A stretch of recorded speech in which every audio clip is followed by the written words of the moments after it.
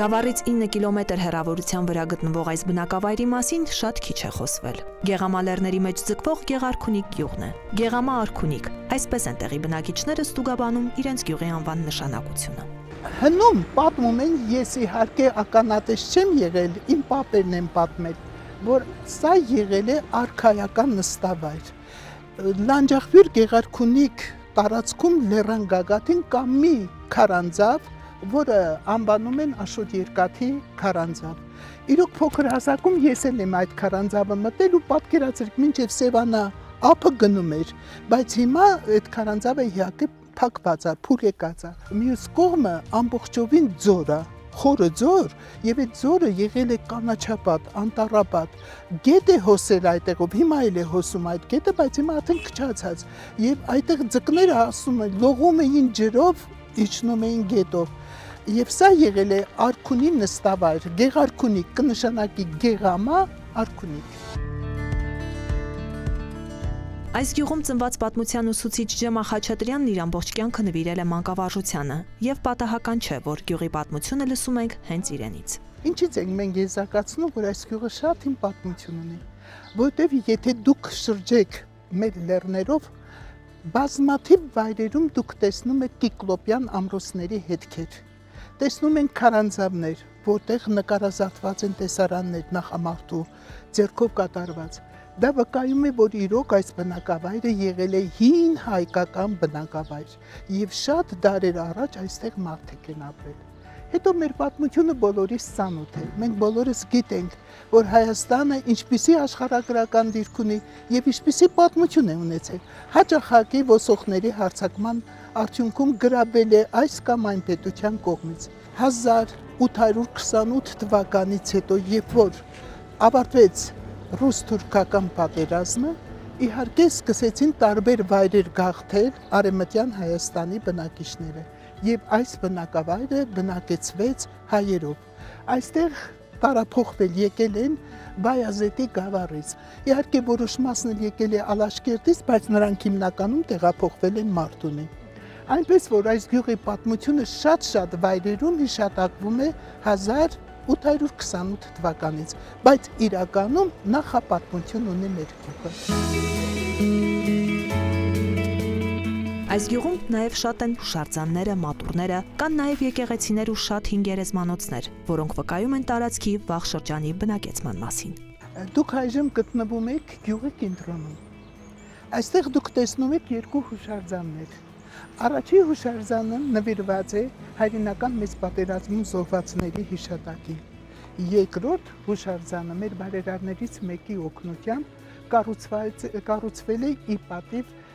մեր արցախյան պատերազմների, այնտեղ զոհված ազատամարտիկների։ Գյուղը շրջապատված է բարձր լեռներով, եւ այդ լեռների մեջ էլ ձևավորվել է բնակիչների բնավորությունն ու աշխարհայացքը։ Չնայած այն հանգամանքին, որ գյուղում կա կրթական ընդամենը 2 հաստատություն, դպրոց եւ մանկապարտեզ, այն չի խանգարել սերունդներին լինել կրթված, սիրել սովորելը, առաջ գնալ ու հասնել բարձունքների։ Այս շենքը, որ դուք տեսնում եք,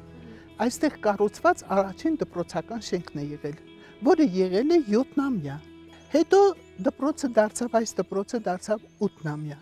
որից հետո 1971 թվականին կառուցվեց նոր դպրոցական շենքը, մինչև օրս վերանորոգման ենթարկված չի։ Պատկերացրեք, որ ինչքան խնամքով, ինչքան ուշադիր են եւ աշակերտները, եւ ծնողները, եւ ուսուցիչները։ Մինչև 2015 թվականը դպրոցը ես եմ տնօրինել։ Չկա այդպիսի մի տարի, որ դպրոցի շրջանավարտների կեսից ավելին չընդունվեն բարձրագույն ուսումնական հաստատություններ։ Ավարտելուց հետո հենց այնպես չեն գնացել աշխատելու, կամ գիտական կոչումներ ունեն, կամ որովե հիմնարկի տնօրեն են, որովե կազմակերպության ղեկավար, այնպես որ այս դպրոցից սերված սաները իրոք իմ հայրենիքին, իմ Հայաստանին պետքական են։ Օրինակ վերցնենք 3 եղբայրներին։ Ավագ եղբայրը ֆիզիկա-մաթեմատիկական գիտությունների դոկտոր Արմեն Խաչատրյան, կրտսեր եղբայրը դեսպան, Հայաստանի դեսպանը Ֆրանսիայում, Ֆրանսիայի հիմիկվա դեսպանը Արման Խաչատրյան եւ նրանց երրորդ փոքր եղբայրը Հայկ Խաչատրյան ապրում է Հելսինկիում քիմիական գիտությունների դոկտոր, բայց նրանք հենց այնպես չեն տեղափոխվել եւ այդ երկրներում ապրում։ Եվ մեր հայրենակիցները, ուզում դա լինի Ռուսաստանում, ուզում արտասահմանում, անպայման կամ հայրենագյուղի, կամ Հայաստանի համար ինչ-որ մի մեծ բան են անում։ Տեղափոխվենք մանկապարտեզ։ Այն կառուցվել է 2021 թվականին։ Մինչ այդ այս գյուղում մանկապարտեզ չի եղել։ Այսօր մանկապարտեզ է հաճախում արդեն 30 երեխա, որոնք միասին մեկ խմբում են։ Ամեն տարի մանկապարտեզը ստանում է նոր գույք։ Այս տարի օրինակ ավելացել են մարզասարքեր, որոնց միջոցով երեխաների խաղային ժամերն ավելի հագեցած են լինում։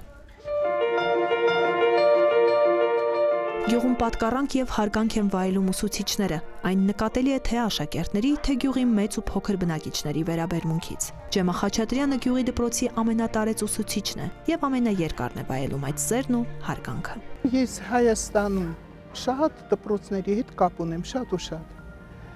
Համեմատում եմ մեր գյուղի հետ, մեզ մոտ ուսուցչին վերաբերվում են գերազանց։ Եվ այդ հարգանքը, այդ վստահությունը փոխանցվել է երեխաներին։ Ճիշտ է, հիմա մի քիչ կարդալ չեն սիրում երեխաները, հեռախոսները գուցե մի քիչ շատ են ազդում նրանց վրա,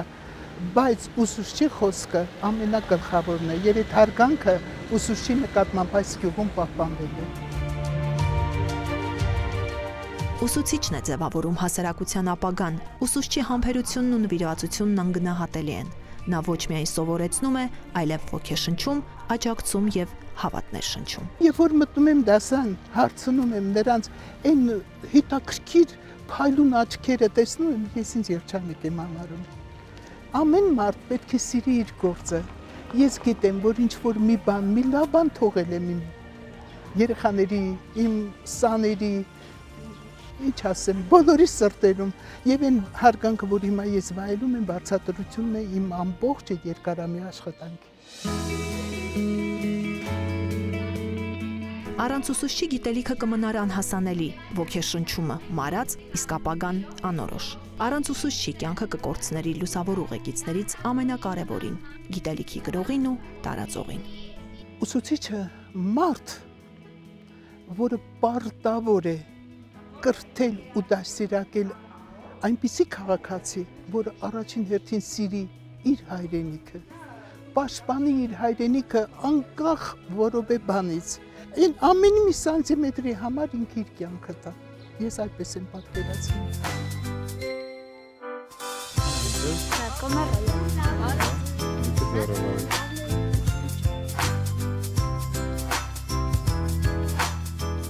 Ուսուցչի մասնագիտության մասին կխոսենք Գեղարքունիք գյուղի միջնակարգ դպրոցի ֆիզիկա եւ բնագիտության ուսուցչուհի Նելի Դռնոյանի հետ։ Բարև ձեզ։ Բարև ձեզ։ Նելի Դռոյանը ֆիզիկա եւ բնագիտություն է դասավանդում Գեղարքունիքի միջնակարգ դպրոցում։ Դպրոցը կառուցվել է 1971 թվականին եւ գործում է մինչ օրս։ Այն ունի 177 աշակերտ, 23 ուսուցիչ, որոնցից 5-ը կամավորատեստավորված են, 3-ն ունեն տարակարգ։ Չնայած կառուցման օրվանից այն չի հիմնանորոգվել, սակայն դպրոցի պատերի ներսում աշակերտական կյանքը եռում է։ Որպես գյուղական բնակավայրի դպրոց, այստեղ աշակերտներն ու ուսուցիչները տնկել են խնձորենիների պուրակ, կառուցել հիդրոպոնիկ եւ սովորական ջերմոցներ, որտեղ աճեցնում են ելակ եւ կանաչիների տարբեր տեսակներ։ Դպրոցում արտաքին աջակցությամբ վերանորոգվել է նաև գրադարանը, որը դարձել է աշակերտների սիրելի անկյունը։ Կրթօջախում գործում է նաև 1+1 դպրոցական մարզային թերթի խմբագրությունը, որտեղ աշակերտներն իրենք են գրում դպրոցի մասին հոդվածներ, կազմում թերթն ու օնլայն թողարկում։ Վոլեյբոլի եւ ֆուտբոլի թիմերը մասնակցել են տարածքային եւ մարզային մրցումներին, գրավել պատվավոր հորիզոնականներ։ Տիկին Դռնոյան, այս պահին դուք դասուն եք։ Այո, որ առարկան է։ Բնագիտություն է 10-րդ դասարանում։ Իսկ ինչ թեմա եք այսօր ուսումնասիրելու։ Թեման շատ արդիական է, անհրաժեշտ է մեծերին, փոքրերին եւ գյուղաբնակներին եւ քաղաքաբնակներին, թունաքիմիկատների եւ պարարտանյութերի օգտագործումը, որպես եւ սպառողներ եւ արտադրողներ։ Ինչ շատ հետաքրքրեց, կարող եմ միանալ դասին։ Սիրով։ Այո։ Դպրոցն այն հաստատությունն է, որտեղ ստանում ենք կյանքի փորձ, որտեղ երեխան ոտք դնելով բացի գիտելիքները ստանում են մի շարք այլ հատկանիշներ։ Դպրոցը ուսումնական հաստատություն է, որը մենք գալու ենք գիտելիք ենք ստանում։ Դպրոցը մեծ համար ոչ միայն գիտելիքի աղբյուր է, այլ նաև հնարավորություն է տալիս կյանքի դռներ բացել մեր առաջ։ Դպրոցը մեզ համար այն վայրն է, որտեղ մենք ստանում ենք մոտիվացիա, Մեր ինքնահաստատվելու ինչ ոչ դաստիարակվելու միջավայր է, որտեղ ձեռք ենք բերում մեր արժեքները։ Կրթավայրն է, որտեղ մենք հասարակական շփում ենք ստանում, ավելի շատ գիտելիքներ ենք ստանում։ Բարև ձեզ։ Տեղավորվեք։ Սիրելի աշակերտներ, այսօր մեր դասը մի փոքր արտասովոր է, հյուր ունենք, Սուսինան է մեզ մոտ։ Ուզում եմ մասնակցել մեր դասին եւ տեսնել ձեր ակտիվությունը, մեր ընդհանուր դասապրոցեսը։ Ինչու՞ չէ նաև ստուգել իմ գիտելիքները։ Այո։ Ես նստեմ տիկինդրները, շնորհակալ եմ։ Աղամ։ Շնորհակալություն։ Լավ, հարգելի աշակերտներ, փորձենք հիշել այսօրվա մեր դասի թեման, որ թեմայի շուրջ ենք խոսելու, Մարիամը կասի։ Մեր այսօրվա դասի թեման է պարարտանյութերը, օրգանական եւ անօրգանական պարարտանյութեր, դրանց տեսակները եւ դրական ու բացասական ազդեցությունները։ Շատ ճիշտ է, նաեւ մենք խոսելու ենք ինչի մասին Հերմինե, նաեւ խոսելու ենք թունաքիմիկատների մասին, այո, սա թեմա է, որը շատ արդիական է, սիրելի աշակերտներ, ճիշտ է, արդիական է ինչպես գյուղաբնակների համար, այնպես էլ քաղաքաբնակների համար, ինչպես մեծերի համար, այնպես էլ փոքրիկների համար, ինչպես արտադրողների համար, այնպես էլ սպառողների համար, շատ ճիշտ է։ Ինչու եք որոշել հենց ուսուցիչ դառնալ եւ ամբողջ կյանքը նվիրել այդ մասնագիտությանը։ Անկեղծ ասած, իմ ծնողները ուսուցիչներ են եղել, քիմիայի եւ կենսաբանության ուսուցիչներ են եղել, եւ ես մանկուց զգացի, որ մանկավարժի աշխատանքը դա կոչում է եւ նվիրում է ողջ հասարակությանը, մի ամբողջ սերունդին։ Եվ մանկավարժի աշխատանքով է, որ որոշվում է սերունդների կիրթ լինելը, մանկավարժի աշխատանքով է, որ որոշում է ինչպիսի հասարակություն մենք կարող ենք կերտել այսօրվա եւ վաղվա օրվա համար։ Արդեն թիմերը բաժանված են, ինչպես գիտենք, այստեղ նստել են կոմպոստ ներկայացնող թիմը, օրգանական պարարտանյութեր, անօրգանական պարարտանյութեր եւ առհասարակ պարարտանյութեր ներկայացնող թիմը։ Սկսենք ձեզանից, երեխաներ։ Ինքեր պիտի քննարկած կոնկրետ բայց պատրաստ չեմ դասի։ Կուսակ եստեղ կմնեմ ձեզ կողշը։ Մեր առաջին նպատակը տարբերակել օրգանական եւ անօրգանական պարարտանյութերը եւ դրանց պատրաստում բույսերի եւ հողի վրա։ Երկրորդ նպատակը հասկանալ օրգանական եւ անօրգանական պարարտանյութերի դրական եւ բացասական կողմերը, որոնք իրենց ազդեցությունն են թողում հողի վրա։ Երրորդ նպատակը կոմպոստավորման միջոցով խթանել օրգանական նյութերի վերամշակումը, որ հետո կորեք ձեզնից նկար ունենաք։ Եվ չորրորդը կայուն գյուղատնտեսության մշակում, քիմիական պարարտանյութերի եւ քիմիակների օգտագործման սահմանափակում եւ էկոլոգիապես մաքուր պարարտանյութերի օգտագործում։ Պարարտանյութեր։ Նախ եկեք հասկանանք, թե ինչ են պարարտանյութերը։ Պարարտանյութը նյութ է, որը կիրառվում է հողի վրա կամ բույսերի համար, նպաստելու նրանց աճին եւ զարգացմանը։ Պարարտանյութերը կարող են լինել օրգանական, որոնք կազմված են, որոնց բաղադրության մեջ մտնում են կենսաբանական նյութեր, դրանք կլինեն կոմպոստները, գոմաղբը եւ անօրգանական պարարտանյութեր, որոնք պարունակում են մի շարք քիմիական տարբեր նյութեր։ Ուրախ եք, որ կատարել եք այդ ընտրությունն, արդյոք փոխեիք մասնագիտությունը, թե ոչ։ Ես շատ ուրախ եմ։ Ուրախ եմ, որ ամեն օր տեսնում եմ իմ երեխաներին, ուրախ եմ, որ ամեն օր լսում եմ նրանց ջերմ բարևները, նրանց սիրով տոգորված աչքերի փայլն եմ տեսնում եւ կրթության նկատմամբ նրանց հետաքրքրվածությունն եմ տեսնում եւ իսկապես իմ մասնագիտությունը կարեւորում եմ, որովհետեւ դա կարեւորվում է եւ աշակերտների կողմից, եւ ծնողների կողմից, եւ հասարակության կողմից։ Հիմա խոսենք անօրգանական պարարտանյութերի մասին։ Անօրգանական պարարտանյութերը այն պարարտանյութերն են, որոնք որ արտադրվում են հենց արտադրամասերում եւ պարունակում են ինչ-որ քիմիական նյութեր։ Այստեղ առանձնացրել ենք հիմնական օգտագործվող 4 տեսակները։ Դրանք են ազոտական պարարտանյութը, ֆոսֆորական պարարտանյութը, կալիումական պարարտանյութը եւ բարդ կամ կոմպլեքս պարարտանյութերը, որոնց որ առանձին կանդրադառնան արդեն մյուս թիմերը։ Տիկին Դռնոյան, դուք նաև գյուղի բնակիչ եք եւ ձեր ամբողջ կյանքը նվիրել եք գյուղին եւ գյուղի զարգացմանը։ Ինչու է կարեւոր կրթություն ստանալուց հետո գալ նորից հայրենի գյուղ եւ դուք ձեր մանկավարժությամբ զարգացնել գյուղը։ Միշտ էլ այդպես էր այն ժամանակ, երբ որ սովորում ենք Երևանում, անպայման պարտավորվածություն ենք վերցնում մեր վրա, որպեսզի վերադառնանք գյուղ եւ նվիրվենք մեր գյուղին, ինչով որ հնարավոր է։ Եվ քանի որ ես էլ մանկավարժ էի եւ ծանոթ էի մեր երեխաներին, մեր գյուղի ավանդույթներին, մեր սովորույթներին, ավելի մեծ սիրով վերադարձա գյուղ։ Թունաքիմիկատները երեխաների ես հավելեմ, որ կարող եմ ազդեցություն ունենալ տաքարյուն կենդանների համար, կրծողների համար են նաև օգտագործում։ Ես մի հարց ունեմ, կարելի է օրինակ թունաքիմիկատները եւ պարարտանյութերը միասին խառնել եւ այդպես օգտագործել, թե պետք է առանձին անել։ Կա նաև այո նման մեթոդ, մենք տարիներ առաջ երկուսը մեկում կենսահումուս էինք պատրաստում,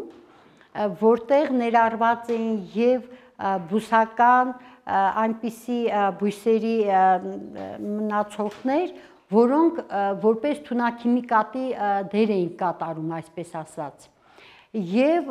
կենսահումուսը, որը պարարտացման դեր էր կատարում,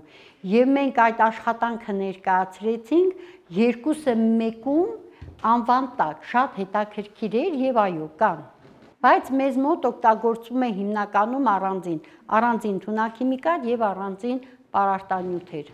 Պարարտանյութերը տարբեր տեսակների յուրահատուկ ազդեցություն ունեն բույսերի վրա, կախված դրանց կազմությունից, կիրառման ձևերից եւ նպատակից։ Այս ամենի իմաստը կայանում է նրանում, որ մենք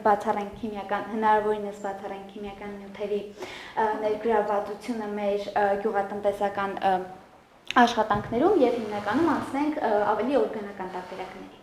Բացառում է իհարկե մի փոքր դաժան է ասված, այո, մենք պետք է փորձենք այդ ամենը օգտագործել իրենց չափաբաժնով երեխաներ, որովհետև յուրաքանչյուր թունաքիմիկատ եւ պարարտանյութ ունի չափաբաժին։ Անիմաստ տեղը չչարաշահենք, որովհետև այդ ամենը կուտակվում է եւ բույսերի մոտ,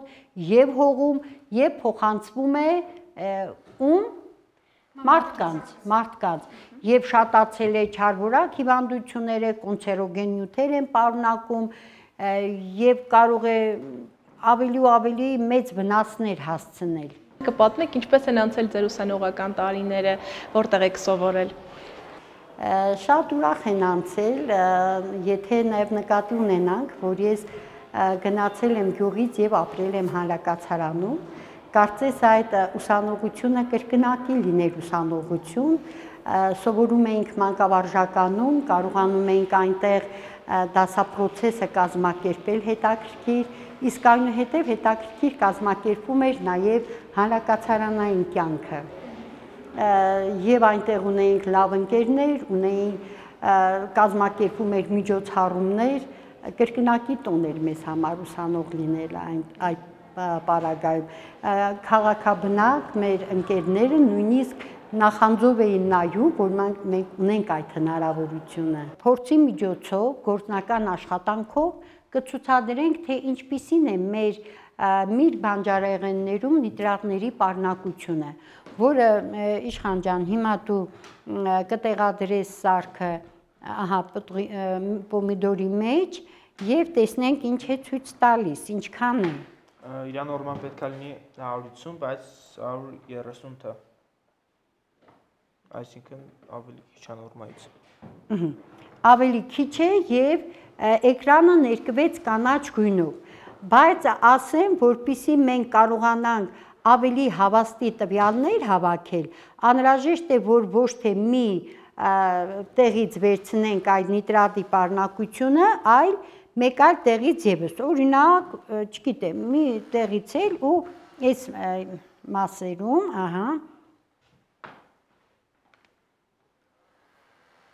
եւ տեսնենք որքան է նիտրատների պարունակությունը։ Ավելի քիչ է այս տեղամասում 114։ 114, իսկ թույլատրելին որքան էր։ 150։ Եվ մի հատ էլ փորձենք Օրինակ թող փորձի Սուզանան, որն եք ուզում երեխաներ, որ օրինակ վերցնենք ինչպես, ահա, կարտոֆիլը։ Ստեղ 175 է։ Ահա, թույլատրելին 250։ 250։ Նկատելի է, որ ավելի պակաս է նիտրատների պարունակությունը, քան անհրաժեշտ է, ճիշտ է։ Եվ լիանան ինչի մեջ չափի, ահա, բանանի վերցնում ես, գտնում ես սանդղակից բանանը, դե հիմա տեղադրում ես մրգի մեջ, էկրանը դեպի այն կողմ, որ տեսանելի լինի բոլորին, ահա, նայեք, Մեր մոտ նորմը պետք է լինի 200, բայց 105 է, այսինքն ավելի պակաս է։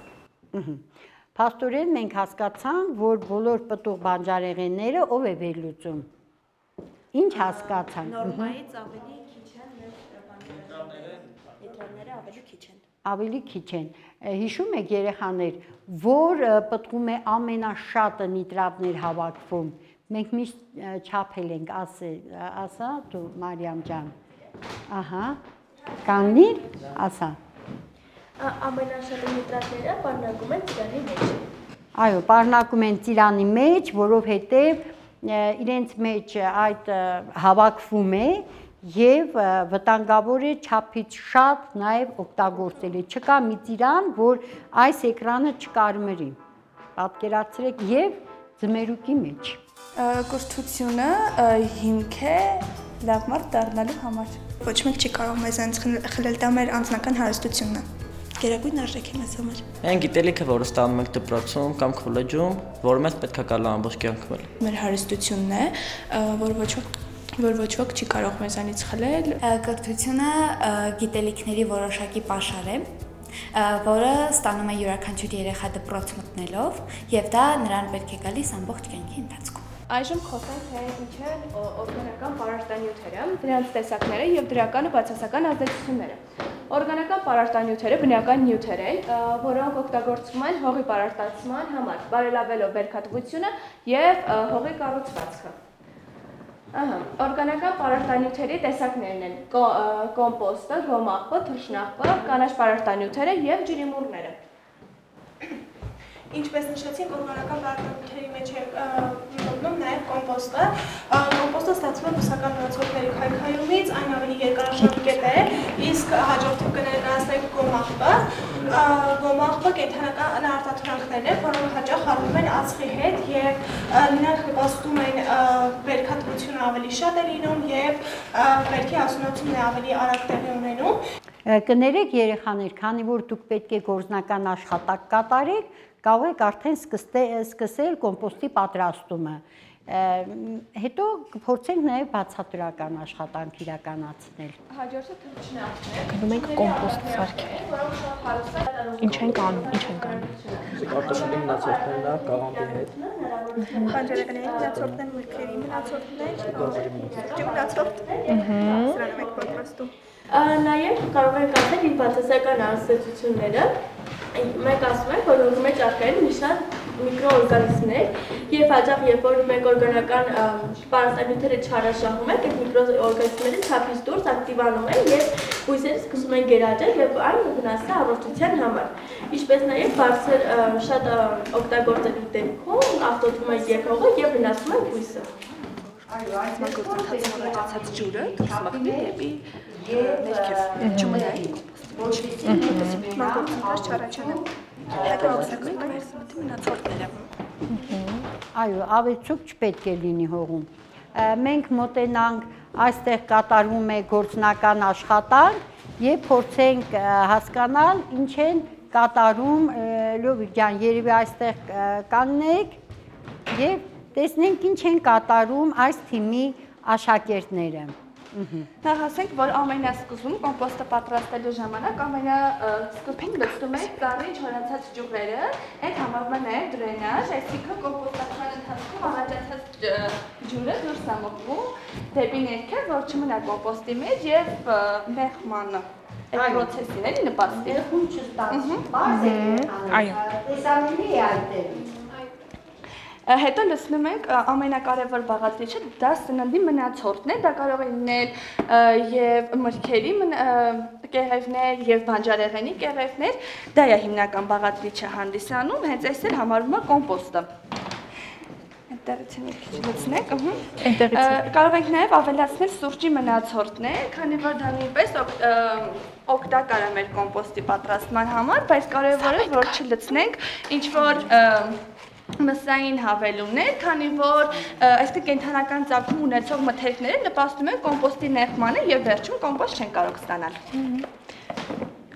Այո, կարող է նաեւ դրանց պատճառով կրծողներ հայտնվեն։ Այսինքն կոմպոստացման կույտի մեջ չի ստացվում։ Հիմա մենք կոմպոստին կավելացնենք սուրճի ավելցուկ, որը եւս բաղադրամիջոց է հանդիսանում։ Չէ, կարելի է տեղադրել եւ քանի ամսից ենք ստանալու երեխաներ։ Մոտավորապես 6 ամսից մի տարի։ Կախված է նաեւ ջերմաստիճանից, եղանակային պայմաններից, այո, արտաքին պայմաններից։ Այսինքն սա պետք է այս ձևով մի տարի մնա, որ ինքը դառնա պարարտանյութ։ Չէ, ավելի շուտ է։ Ավելի քիչ։ Վերացում ավելի քիչ է։ Եվ շատ լավ պարարտանյութ է հանդիսանում, ինչպես հողի որակի բարելավման նպատակով, այնպես էլ բույսերի։ Հիշում եք, երբ եք առաջին անգամ մտել դասարան, ինչպիսի զգացողություններ են եղել, ինչպես է երեխաները ձեզ դիմավորել։ Լավ անցավ առաջին փորձը, ավելի երևի հաջող, քան ես էի սպասում։ Երեխաները շատ լավ ընդունեցին, միգուցե նրանից էր, որ իրենց նաև նախապատրաստել էին, չեմ կարող ասել, որ իմ հմտություններից էր, բայց ամեն դեպքում վատ չէր, չհիասթափեցրեց իմ առաջին մուտքը դպրոց։ Ինչ է թունաքիմիկատը իմացանք, բայց այ եթե լինում է շատ օգտագործում, ինչպիսի ազդեցություն կարող է թողնել։ Մահացու ազդեցություն կարող է ունենալ թունաքիմիկատը։ Այո, մահացու ազդեցություն կարող է ունենալ, ի տարբերություն պարարտանյութի երեխաներ, պարարտանյութները այդպիսին չեն, թունաքիմիկատի ազդեցությունը անմիջական ավելի մեծ է լինում, էլ ինչ ազդեցություն կարող է ունենալ, ասա Աստղիկ ջան, դու ինչ-որ լրացում ունես այդտեղ։ Հենց այդ ամենի պատճառով է, որ հիմնականում այդ թունաքիմիկատը օգտագործելու համար մարդկանց խորհուրդ է տրվում սրել ձեռնոցներ եւ դիմակ, որպեսզի հենց այդ անմիջական ազդեցությունը իրենց օրգանիզմի վրա ինչ-որ վատ հետքեր չթողնի։ Շատ ճիշտ է։ Երեխաներ, այսօր մի փոքր մենք ասեք։ Եվ նաև այստեղ շատ կարևոր է ինչ-որ թունաքիմիկատ կամ պարարտանյութ օգտագործելուց առաջ հողը անալիզի ենթարկել, որպեսզի հասկանանք, թե կոնկրետ ինչ միկրոէլեմենտներ են պակասում մեր հողում, որպեսզի արդեն սկսենք այդ տեսակի պարարտանյութեր օգտագործել եւ երբ որ հողը անալիզի չեն ենթարկվում, օգտագործման արդյունքում շատ սխալ արդյունք են ստանում։ Շատ ապրես Նարե ջան, դա նման է նրա, որ մարդիկ օգտագործեն վիտամիններ, բայց իրենց օրգանիզմում լինի վիտամինային, տվյալ վիտամինի ավելցուկ, շատ ճիշտ, շատ տեղին լրացում կատարեցիք։ Տարիների ընթացքում ինչեր են փոխվել, ինչեր են ավելի հաստատուն մնացել։ Անկեղծ ասած, ես մի սիրել եմ երեխաների հետ աշխատել ոչ ֆորմալ կրթության ձևաչափով։ Այժմ ես ուրախ եմ, որ պահանջը նաև այդպիսին կա վերևից։ Պահանջում են այդ ինտերակտիվ մեթոդները եւ ակտիվ ուսումնառության մեթոդները հնարավորություն են տալիս եւ երեխաների մասնակցությունը մեծացնել, այսպես ասած ներառականությունը մեծացնել դասապրոցեսին եւ նկատի ունենալով նրանց ուսման ռազմավարությունը, ուսումնական ոճերը, մենք կարողանում ենք ընդառաջ գնալ, համահունչ շարժվել աշակերտների ցանկություններին եւ հնարավորություններին նաեւ բարձրացնելով իհարկե դասապրոցեսի արդյունավետությունը։ Իսկ այժմ ինչպիսին է մեր թեմայի մնացորդային գիտելիքները, մենք կփորձենք դա հասկանալ այս մեթոդով, որը անվանում ենք ինչպես Հերմինե։ Այո, Բլումի ծաղիկ անվանումով։ Յուրաքանչյուր թիմից մոտենում է մեկը, բաց է անում թերթիկի բովանդակությունը, այնուհետև կաշխատեք թիմերով։ Մոտեցեք։ Որ գույնը վերցնեմ։ Դադադադամ։ Պարզ հարցեր. երբ, ինչ, ինչու։ Աշխատում եք այդ ուղղությամբ։ Այո։ Դասից ինչ եք անելու, վերցնելու եք պարզ հարցեր, գրելու եք թերթիկի վրա եւ փոխանցելու եք հաջորդ խմբերին։ Մինչ երեխաները աշխատեն, կուզենամ նաև մենք ամփոփում անենք, դուք ինչ ակնկալիքներ ունեիք դասից, ինչպես էին պատրաստված երեխաները։ Լավ էին պատրաստված, իհարկե